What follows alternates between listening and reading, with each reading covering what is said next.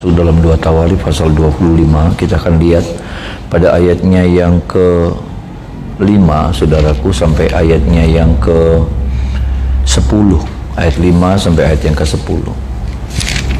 Sama-sama kita baca ayat ini. 1, 2, 3. Lalu Amasya mengumpulkan orang Yehuda dan menyuruh mereka, yakni seluruh orang Yehuda dan Benyamin, berdiri menurut puak-puaknya di bawah kepala-kepala pasukan 1000 dan kepala-kepala pasukan 100. Ketika ia menghitung mereka yang berumur 20 tahun ke atas, didapatinya 300.000 teruna yang sanggup keluar berperang dengan tombak dan perisai.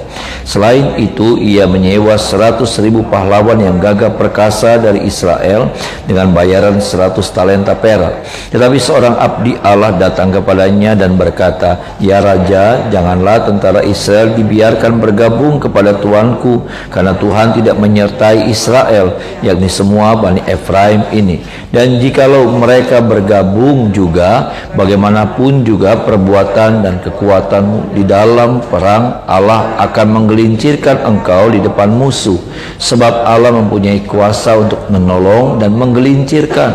Lalu kata Amasya kepada abdi Allah itu, "Bagaimana dengan 100 talenta yang telah kuberikan kepada pasukan-pasukan Israel itu?" Jawab abdi Allah itu, "Tuhan dapat memberikan lebih daripada itu kepadamu." Kemudian Amasya memisahkan pasukan yang datang bergabung kepadanya dari Efraim, supaya mereka kembali ke tempat tinggalnya. Maka sangat marahlah mereka terhadap Yehuda, tempat tinggalnya, dengan marah yang menyala-nyala. Amin. Saudara, kita melihat bagaimana masuk dalam pasal 25 menceritakan tentang Raja Amasya, ya saudara, Raja Yehuda. Tapi kemudian kita melihat sebuah cerita yang menarik, saudara, ya, jadi pelajaran buat kita bagaimana ini raja-raja yang baik sebetulnya, ya, dan dia harus maju berperang karena memang kerajaan-kerajaan pada zaman itu adalah selalu ada peperangan, saudara, ada musim-musim perang yang dilakukan oleh mereka. Disitulah kemudian mereka mendapatkan jarahan, mereka mendapatkan kenaikan level, semakin dihargai oleh bangsa-bangsa yang lain. Kurang lebih seperti itu, saudaraku, tujuan daripada perang yang mereka lakukan. Tetapi kita melihat di sini bagaimana ketika Amasya, saudaraku, akan berperang, maka dia melibatkan Israel. Dia sewa 100.000 pasukan Israel untuk membantu dia dalam peperangan. Tetapi kemudian, saudaraku, Nabi Tuhan datang sama Amasya dan menegur dia bahwa kalau kamu libatkan orang-orang Israel, tentara Israel kamu libatkan, maka kamu akan digelincirkan oleh Tuhan, kamu akan tidak disertai oleh Tuhan. Bukan kemenangan yang kamu akan alami, tetapi kekalahan yang kamu alami, saudara. Dan ternyata untuk membayar itu cukup mahal, saudaraku, karena firman Tuhan bilang, saudaraku, ya, firman Tuhan bilang bahwa dia sudah membayar 100 talenta, ya, 100 talenta perak, saudara. Amasya sudah bayar, sudah sebagai bayaran untuk menyewa 100.000 pasukan Israel. Saudara, yang kita lihat, kita mau belajar di sini adalah bagaimana Amasya, saudaraku, bagaimana Amasya mengurungkan niatnya, mengurungkan niat. Dia tahu, dia diingatkan, saudaraku, ya, bahwa kalau dia teruskan maka sesuatu yang tidak baik akan terjadi. Tetapi di sisi yang lain, dia berpikir bagaimana dia sudah mengeluarkan 100 talenta perak. Kalau sampai ini dibatalkan, maka ini menjadi uang yang sia-sia yang sudah dikeluarkan. Saudara, saya cuma mau bilang bahwa seringkali kita diperhadapkan dengan situasi yang seperti itu. Kita seringkali diperhadapkan dengan situasi yang sama, ya saudara, situasi di mana, ya, kita bilang begini, saya boleh bilang bahwa Amasya seperti terlanjur basah gitu, kepalang basah. Udah bayar, udah kontrak orang, ya, dan kita kalau sudah baca pas ayat yang ke-10, orang-orang ini marah ketika mereka dipulangkan. Orang-orang ini marah, bukan cuma tentang uangnya buat mereka, tapi kayaknya nggak ngehargain gitu, ya. Jadi Saudara, kita diperhadapkan dengan situasi yang seperti ini. Kalau kita mundur, maka pertama, ya saudara, ada kerugian yang kita dapatkan. Ada sesuatu yang hilang. Kalau kita mundur, nanti orang ngomong apa, nanti orang bersikap apa sama kita, nanti orang marah sama kita. Kita seringkali diperhadapkan dengan yang seperti itu, situasi, keadaan, ya saudara, di mana kita sudah memilih untuk melakukan sesuatu, tetapi kemudian kita melihat kita ditegur sama Tuhan, kita dapat firman, kita diingatkan sama orang yang saya percaya itu Tuhan yang suruh, ya saudara, mengingatkan supaya nggak boleh, jangan diteruskan, nggak boleh, jangan dilanjutkan. Lalu kemudian sikapnya seperti apa yang kita pilih? Adakah kita seperti Amasya ini, saudara, mengurungkan niat, dibatalkan, niatnya itu dibatalkan, nggak jadi. Perangnya jadi, tetapi untuk menyewa orang-orang tentara Israel nggak jadi. Dengan resikonya kehilangan uang, ya bayaran yang sudah dikeluarkan. Demikian pula ada marah dari orang-orang Israel, ada muka-muka yang membenci dan lain sebagainya. Kita suka diperhadapkan dengan situasi yang seperti ini. Tapi kemudian adakah kita meneruskan atau kita mengurungkan niat kita, membatalkan? Berapa banyak kali kita lebih memilih, jujur ya saudara, berapa banyak kali kita lebih memilih, udahlah,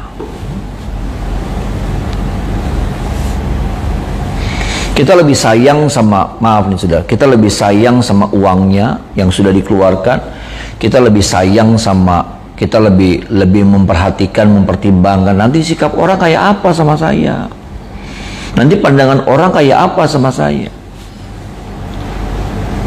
Kita tidak lagi melihat tentang penyertaan Tuhan dalam hidup kita. Sama-sama bilang sama saya, penyertaan Tuhan, saudara. Penyertaan Tuhan itu penting buat saya dan saudara. Bisa bilang amin, saudara. Penyertaan Tuhan itulah yang membuat kita menang dalam menjalani hidup ini. Apapun tantangan, apapun peperangan yang kita hadapi. Dan terbukti, Amasya ketika dia melakukan apa yang jadi maunya Tuhan, dia batalkan, dia urungkan niatnya untuk menyewa Israel 100.000 dengan resiko hilang uang, dengan resiko orang-orang marah sama dia, dengan resiko persahabatan jadi renggang. Ini kan tadinya persahabatan, renggang. Tapi dia lebih memilih untuk belajar mengutamakan Tuhan. Ya, buat dia saat itu ya saudara, saat itu Tuhan lebih utama. Dia nggak mau, dia maju tetapi tidak ada Tuhan menyertai. Dia sadar, dia ngerti betapa pentingnya kehadiran Tuhan di dalam apa namanya, dalam hidup daripada Amasya. Ada Tuhan, maka dia percaya ada kemenangan. Ada amin, saudara. Dan ternyata benar, ketika dia maju berperang, dia bisa mengalahkan walaupun kekuatan musuh besar, kekuatan musuh hebat, tetapi seperti yang Tuhan kata. Tapi maaf nih saudara, seringkali kita ada dalam situasi yang sama, tetapi sikap kita berbeda dengan Amasya. Sikap kita lebih, udahlah. Atau kita bilang, udahlah belum tentu juga lah, coba-coba, bukat be menang. Ketika apa? Ketika firman sudah datang sama kita, ketika Roh Kudus sudah bicara di hati kita mungkin. Roh Kudus sudah bilang jangan. Tapi seringkali pertimbangan-pertimbangan seperti ini nih. Kehilangan uang, kehilangan sahabat, hilang pertemanan, nanti pandangan orang. Kita lebih berfokusnya sama itu. Kita nggak lihat tentang seperti apa pandangan Tuhan sama kita. Kita tidak mempertimbangkan, kita tidak mengingat seperti apa sikap Tuhan sama kita. Ini kita, saudara, makanya firman Tuhan datang sama kita untuk mengingatkan, ya saudara, karena ketika kita belajar mengutamakan kehadiran Tuhan, maka saya percaya langkah-langkah kita adalah langkah-langkah yang berkemenangan. Ada amin, saudara. Langkah-langkah yang ada masalah sih, saudara. Bukannya tidak ada masalah, tapi ada pertolongan Tuhan. Ada amin, saudara. Dan kalau bicara pertolongan Tuhan susah, saudara. Dijabarkannya susah. Kalau bicara tentang pertolongan Tuhan, ya sudah susah. Penjabarannya susah. Kenapa? Ya, itu sesuatu yang supernatural. Itu sesuatu yang nggak masuk logika. Ada amin, saudara, ya. Ada sebuah peristiwa yang di luar hitung-hitungan kita. Ada sesuatu yang terjadi di luar kemampuan kita. Kalau ada kehadiran Tuhan, maka itulah yang disebut dengan mujizat. Ada amin, saudaraku, ya. Ada tantangan, ada masalah, ada pergumulan, ada ketidakberesan, ada sesuatu yang kacau balau mungkin yang kita juga tetap hadapi di tahun ini. Tapi saya mau bilang begini, kalau ada Tuhan, pasti semuanya jadi baik. Ada amin, saudaraku. Pasti ada pertolongan, pasti ada mujizat, saudaraku. Kadang kita diperhadapkan dengan satu gundukan benang ruwet yang nggak tahu mesti mulai dari mana, nariknya yang mana. Kita tarik salah-salah jadi tambah kesingset gitu, tambah ruwet, ya, tambah ngiket. Iya kan, saudara? Kadang-kadang kita diperhadapkan dengan situasi yang seperti kita salah tarik, tambah nyingset, tambah keikat. Kita diperhadapkan situasi yang seperti, atau mungkin hari-hari ini sudah sedang berhadapan dengan keadaan seperti. Tapi Tuhan tolong kita, ya. Satu hal yang kita harus ingat tentang kehadiran Tuhan. Nah, saya melihat Amasya, dia lebih mementingkan kehadiran Tuhan daripada apa? Karena seringkali fokusnya kita sama ininya, bukan tentang kehadiran Tuhannya. Yang penting ini dapat, Tuhan ada atau tidak ada, nanti urusannya belakangan. Urusan kita lebih fokusnya sama apa? Pandangan orang, nanti belenakan. Kita lebih kepada itu, saudara. Kita nggak ngelihat bagaimana, ketika seperti apa Tuhan melihat kita. Nanti bagaimana Tuhan melihat saya? Kita lebih fokusnya pada enggak, ngomongin. Nanti orang beda, nanti orangnya berubah sikapnya sama saya. Kalau saya berubah, kalau saya nggak jadi, nanti orang sikapnya berubah sama saya.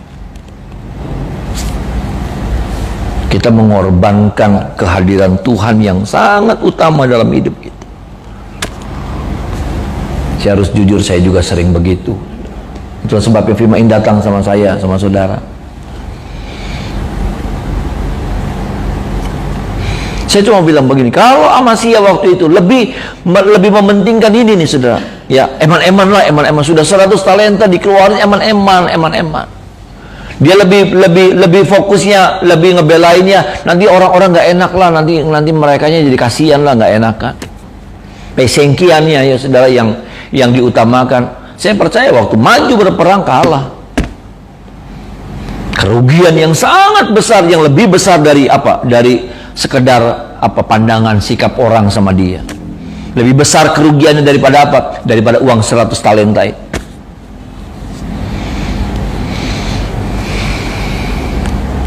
Yuk sama-sama kita merenung lagi, saudara, pagi ini, ya.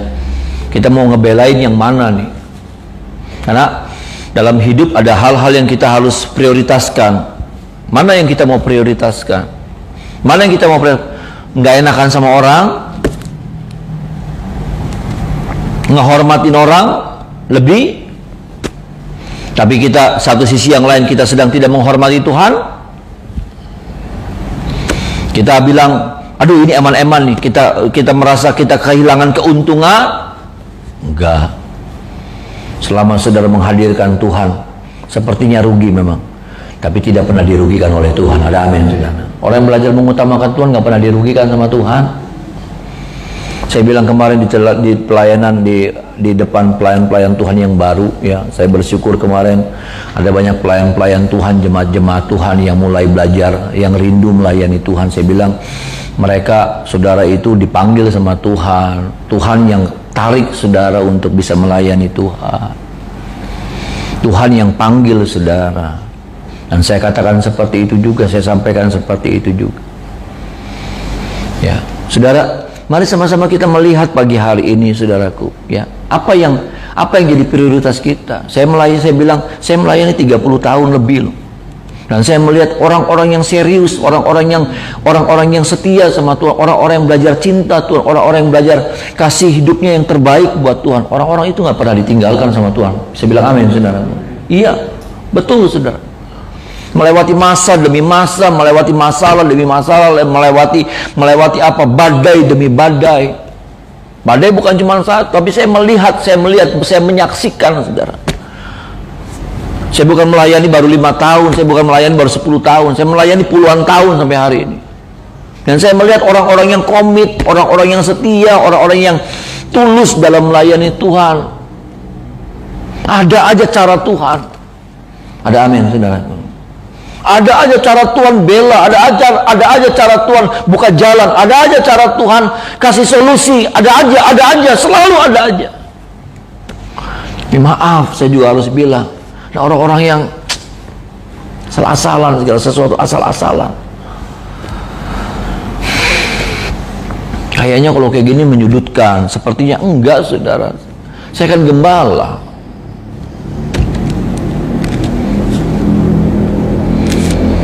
Ada orang-orang yang kalau melakukan kayaknya tuh melakukannya buat manusia. Jadi kayaknya tuh aduh nggak rela gitu. Enggak, saudara.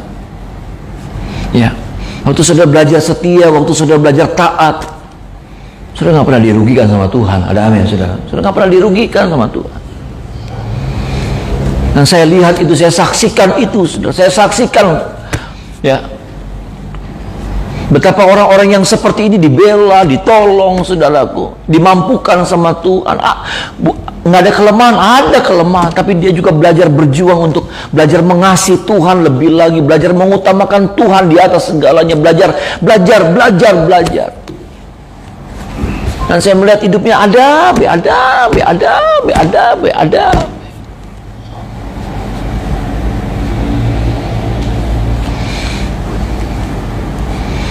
Ini saudara, Amasya perang, nggak ada bantuan.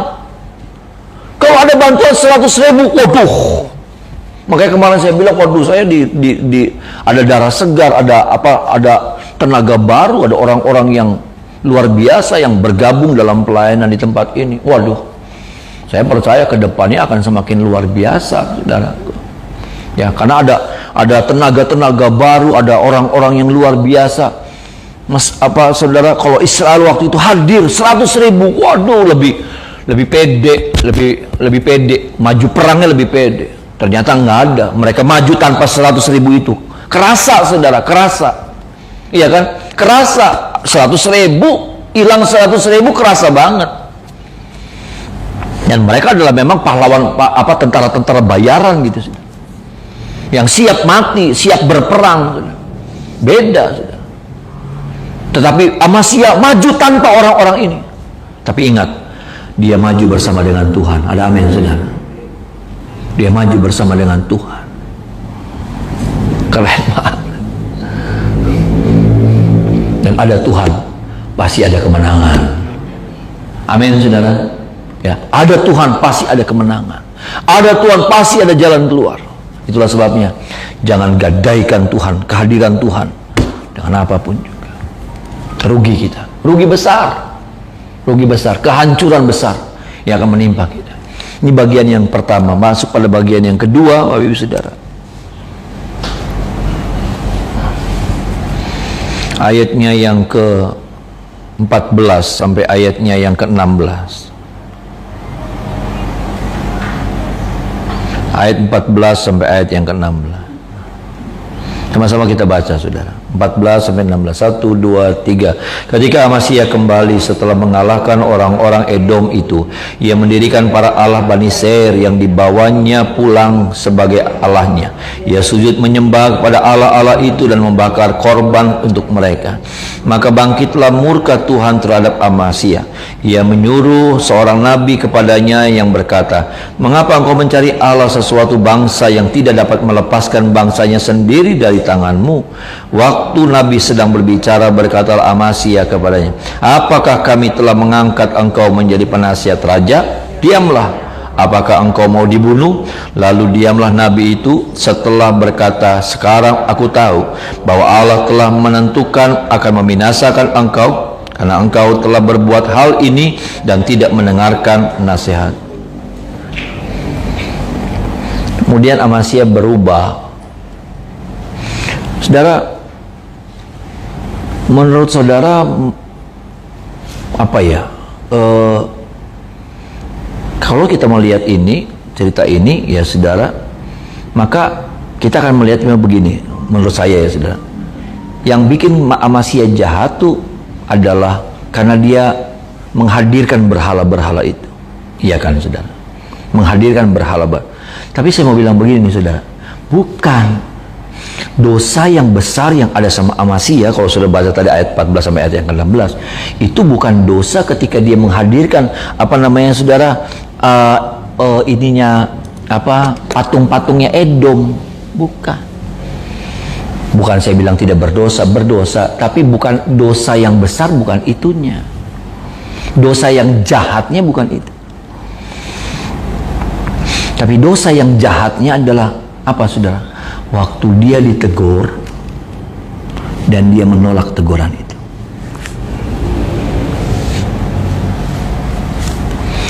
Cerita 14 sampai 16, ayat 14 sampai 16 ada dua hal. Menghadirkan patung-patung orang-orang Edom lalu menyembah. Tapi dosa yang kedua, kesalahan yang kedua adalah apa? Ditegur sama seorang nabi yang Tuhan suruh, tapi kemudian dia malah ancam, kamu mau dibunuh. Dosa yang kedua itu. Kadang kita berpikirnya begini, dosa yang paling besar ketika dua ini dihadirkan di depan kita, dosa yang terbesar mana? Ya ini, yang lebih tinggi ini. Apa? Menyembah patung-patungnya Edom. Bukan saya mengecilkan penyembahan berhala, bukan. Maksud saya kualitas nih, saudara. Yang bikin hancur Amasya adalah bukan pada waktu dia menyembah berhala, tapi pada waktu apa? Pada waktu dia dinasihati, ditegur, diingatkan untuk jangan menyembah berhala, tapi dia tolak itu nasihat.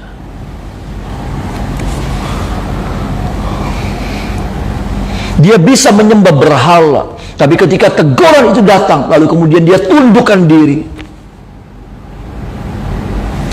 maka selama dia menundukkan diri, maka kasih anugerah pemulihan itu akan berlaku buat Amasya. Tapi masalahnya saudaraku, ya, dia menolak teguran itu. Dia bahkan ancam mau dibunuh. Diam.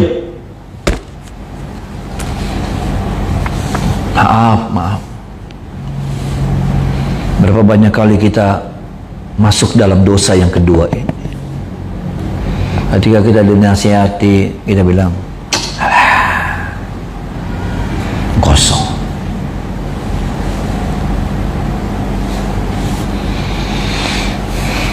Ketika Tuhan suruh orang itu sampaikan pesan buat saya, untuk ingatkan saya, untuk memberhentikan saya dari kesalahan saya, dan saya tolak itu.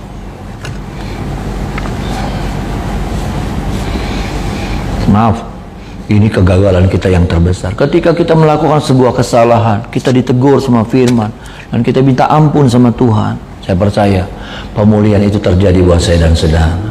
Tapi masalahnya pemulihan itu nggak pernah terjadi ketika apa? Ketika hati ini tertutup. Saya melihat orang-orang yang dosanya, makanya apa? Makanya apa? Firman Tuhan bilang begini, saudara, dosa semerah kirmisi, saudara, ya, akan dirubah, akan disucikan seperti salju bulu domba, ya sudah. Jadi nggak ada yang nggak bisa dipulihkan. Tapi masalahnya adalah apa? Masalahnya adalah ketika orang itu nggak pernah merasa bersalah.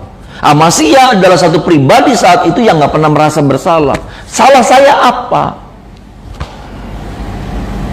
Nggak ada urusan. Saya bisa memilih seperti itu, dan saudara juga sama bisa memilih sikap yang seperti itu. Bisa, boleh, boleh. Karena pilihan itu ada sama kita. Pilihan itu ada sama saya kok. Saya mau dengar bisa, saya mau tutup telinga bisa, saya pura-pura dengar juga bisa, padahal saya nggak mau terima pesan itu, bisa. Atau mungkin saya marah seperti Amasya waktu saya dengar, saya malah berontak, apa sih? Bisa, bisa, boleh. Pilihannya akan ada sama kita, pilihannya ada sama saya. Waktu firman itu datang sama saya, bisa.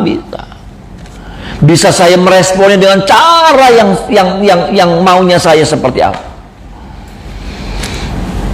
Tapi kiranya kalau boleh firman Tuhan datang sama kita, sama saya juga, jangan tolak didikan Tuhan, jangan tolak pesan Tuhan, jangan tolak kalau pesan itu berupa teguran. Jangan tolak. Jangan tolak itu pesan Tuhan kalau itu sifatnya kayak apa namanya? Seperti menyentil, menampar. Jangan. Karena di dalamnya ada pemulihan dan berkat Tuhan. Ada amin, saudara. Amasya tidak pernah dipulihkan. Kenapa? Dia tolak.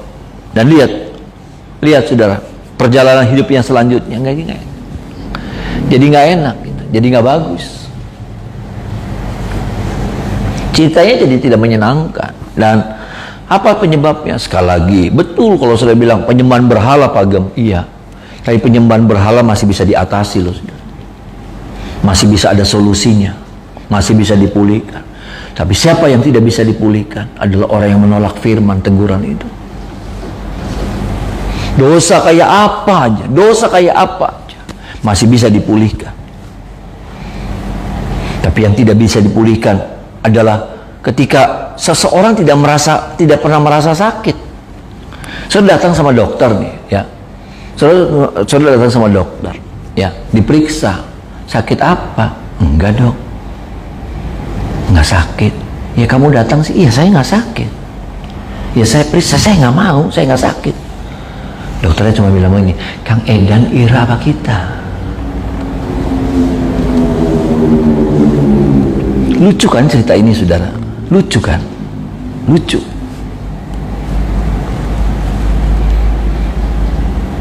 Tapi dalam kenyataan hidup, dalam perjalanan hidup kita seringkali melakukan hal yang seperti itu. Ada sesuatu yang terganggu dari hidup kita, iman kita kah, kesetiaan kita kah, emosi kita kah, pengendalian diri kita kah yang terganggu. Tapi kita bilang begini, enggak apa-apa loh, saya enggak apa-apa.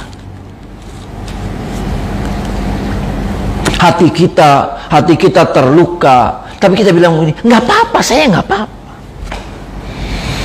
Ya angel, susah untuk Tuhan datang lalu kemudian dia datang menyembuhkan.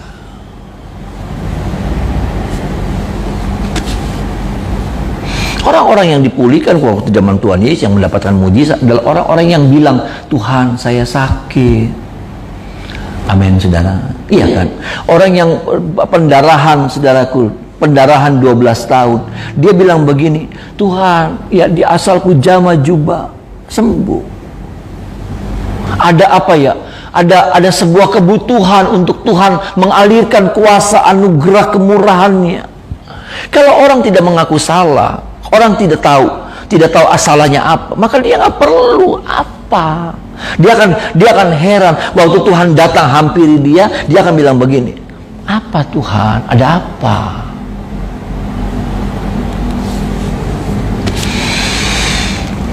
Kira-kira kita bukan orang-orang yang seperti itu, saudara. Yang pada akhirnya nanti cerita selanjutnya dalam hidup saya jadi cerita yang nggak menyenangkan, jadi cerita yang nggak enak. Ini berlaku buat setiap kita, termasuk dalam hidup saya. Kalau Tuhan nggak pernah punya akses lagi untuk menegur, mengingatkan saya, karena saya juga seringkali ngerasanya benar, saya juga seringkali ngerasanya nggak salah. Yang saya saksikan, saudaraku, setahun yang kemarin, saya ngerasanya saya benar, saya ngerasanya saya nggak salah.